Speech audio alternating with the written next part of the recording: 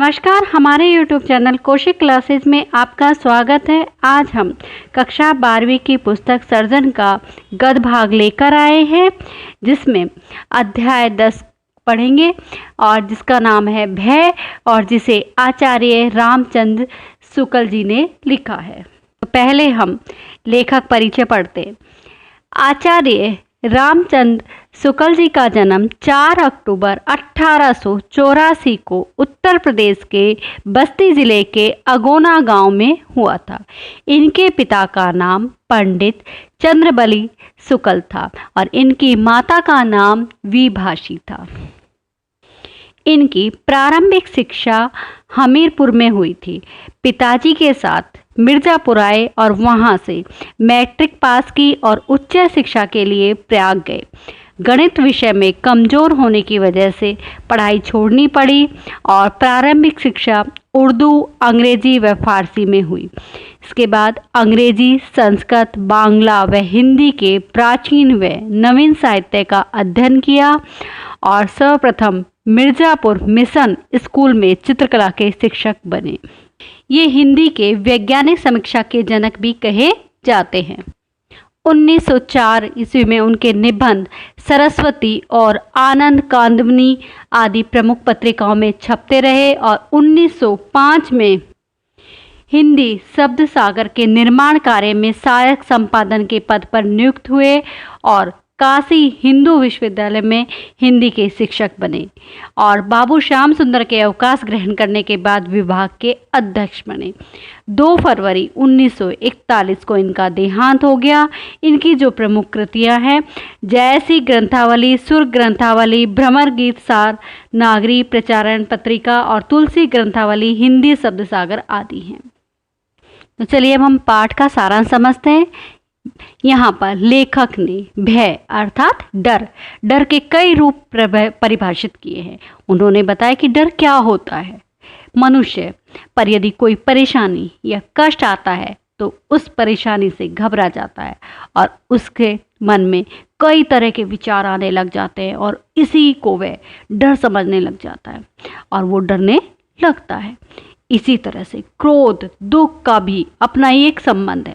जब हम किसी बात से दुखी होते हैं तो हमें क्या आता है? क्रोध आता है, गुस्से में आ जाता है, क्योंकि हम दुखी हैं कि हमारे को वो बात अच्छी नहीं लग रही है और कोई आपसे आकर बोलता है तो आपको क्या लगेगा? वो अच्छा नहीं लगेगा और आपको क्या आएगा? गुस्सा आ जाएगा।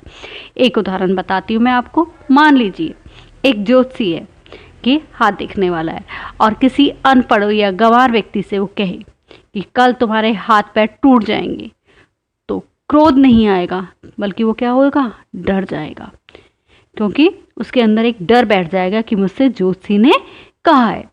पर यही बात कोई दूसरा व्यक्ति कहे कि वह व्यक्ति तुम्हारे हाथ पैर तोड़ेगा, तो वह क्रोध करने लगेगा और वह कहेगा कौन है हाथ पैर तोड़ने वाला, देख लूँगा मैं उसे।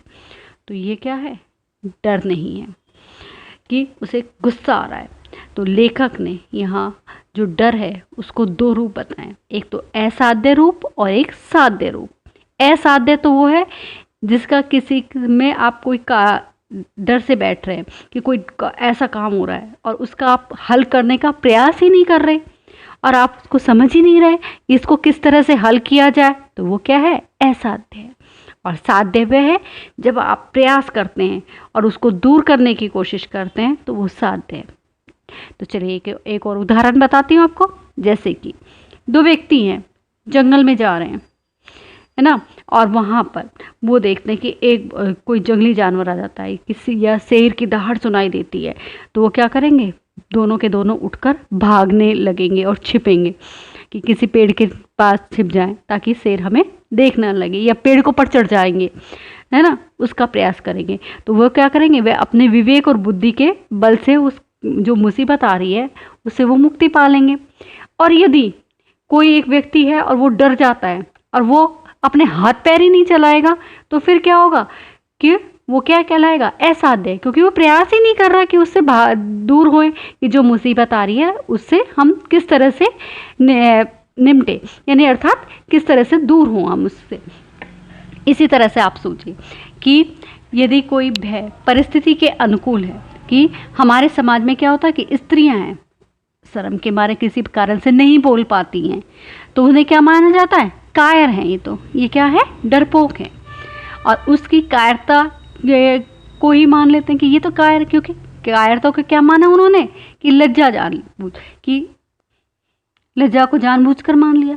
और पुरुष है, यदि डरता है तो उसकी निंदा की जाती है कि पुराने ज़माने में जो पुरुष थे उनको डरने का ठिकाना नहीं दे रखा था कि भाई ये आदमी डरेगा नहीं, क्योंकि यदि डर गया तो ये कैसा है? बेकार है। तो इसी बात को लेकर अलग अलग उदाहरण दिए गए हैं। इसी तरह से यदि जीवन में कोई कार्य किया जा रहा है या कोई व्यापार कर रहे हैं, तो उसमें अगर आप क्या करेंगे कि आप सोचेंगे कि ये नया कार्य है और इसमें मैं हाथ डालूं या नहीं डालूं, क्योंकि कई बार व्यापारी होते हैं, कोई नया व्यापार करना चाह रहे हैं, तो उनको ये लगता है कि इस कार्य को करने से हानि होगी या लाभ होगा, और इसी बात को वो सोचने लग जाते हैं और ये भी सोचते हैं कि ये व्यापार चलेगा या नहीं, और इस कारण से वो आगे नहीं बढ़ पाते। और ये भी क्या है कि डर है। और डर या कायरता एक ही सिक्के के दो रूप होते हैं। जिसके मन में डर बन जाता है वो स्वभाव से डरपोक बनकर रह जाता है और वह हर परिस्थिति में डरता रहता है, उसी के जाल में फंसता रहता है कि ये कार्य करने से उसे कष्ट या दुख तो नहीं होगा, और इसी कारण वो हर नए कार्य को करने से बचता है या कोई और कहीं जाने से बच जाता है। और कई बार धर्म के प्रति अंधविश्वास भी भीरुता कहलाती है कि डर के बैठ जाते हैं और फिर क्या करते हैं? आप बिना विचार करे उसे मानने लग जाते हैं उस अंधविश्वास के, और क्या करते हैं? आंख बंद कर कर श्रद्धा करते हैं, हाथ जोड़ लेते हैं और कहते हैं उसकी पूजा करने लग जाते हैं। अरे मैं तो भगवान की पूजा करूंगा तभी मेरा हल हो पाएगा। तो वो क्या है? आपकी भीरुता का रूप ही है, क्या अर्थात डर का रूप है। इसी तरह से व्यक्ति के अंदर एक संभावना मात्र से डर बैठ जाता है और वो आशंका हो जाती है कि अरे ऐसा करूँगा तो ऐसा हो जाएगा मेरे साथ।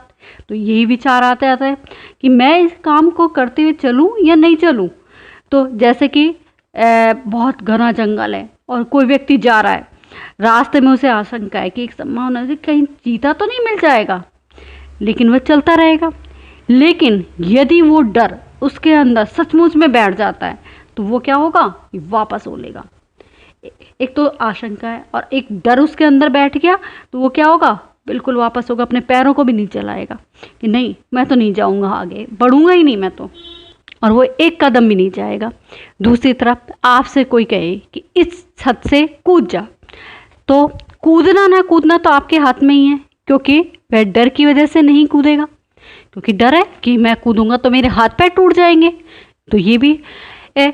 और डर एक पल में आता है कि वह आपको क्रोध व दुख दोनों देता है, कि जब आपके अंदर डर बैठ जाता है तो आपके अंदर गुस्सा आ जाता है और दुख भी होता है, क्योंकि जब एक बेकार या क्रोधी व्यक्ति होता है, जो कहते हैं कि अच्छा नहीं है व्यक्ति, वो और क्रोध में किसी बात पर आपसे बुरा मान गया और आपको मारने दौड़ता है, तो उस समय आप क्या करेंगे कि आप लगेगा कि ये तो खतरा आ रहा है, और वो उस खतरे की प्रेरणा से ही आप क्या करेंगे? भागकर अपनी जान बचाएंगे।